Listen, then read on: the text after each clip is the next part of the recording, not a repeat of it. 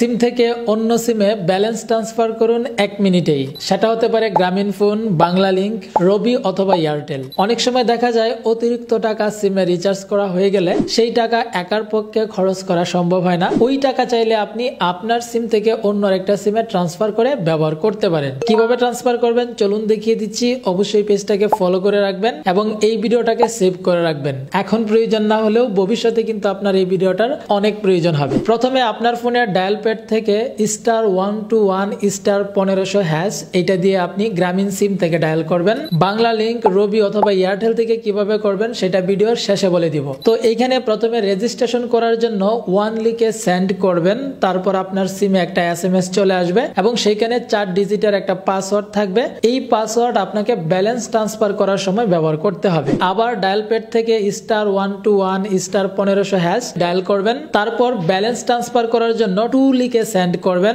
এবার এইখানে আপনাকে নাম্বার দিতে হবে যে নাম্বারে ব্যালেন্স ট্রান্সফার করবেন। এইখানে আপনি 10 টাকা থেকে 100 টাকা সেন্ড করতে পারবেন। সেন্ড বাটনে ট্যাপ করার পর আপনি এখানে দেখতে পারবেন পাসওয়ার্ডের অপশন। এই 4 সংখ্যার পিন বা পাসওয়ার্ড দেওয়ার পর আপনি সেন্ড বাটনে ট্যাপ করলেই কিন্তু ফিরতি একটা SMS এ জানিয়ে দেওয়া হবে আপনার ব্যালেন্সটা ট্রান্সফার হয়ে গেছে। আপনারা যারা বাংলা লিংক, রবি অথবা এয়ারটেল থেকে ট্রান্সফার করবেন তারা উপরের দেওয়া কোডগুলো ব্যবহার করে খুব সহজেই ব্যালেন্স ট্রান্সফার করতে পারবেন। ধন্যবাদ।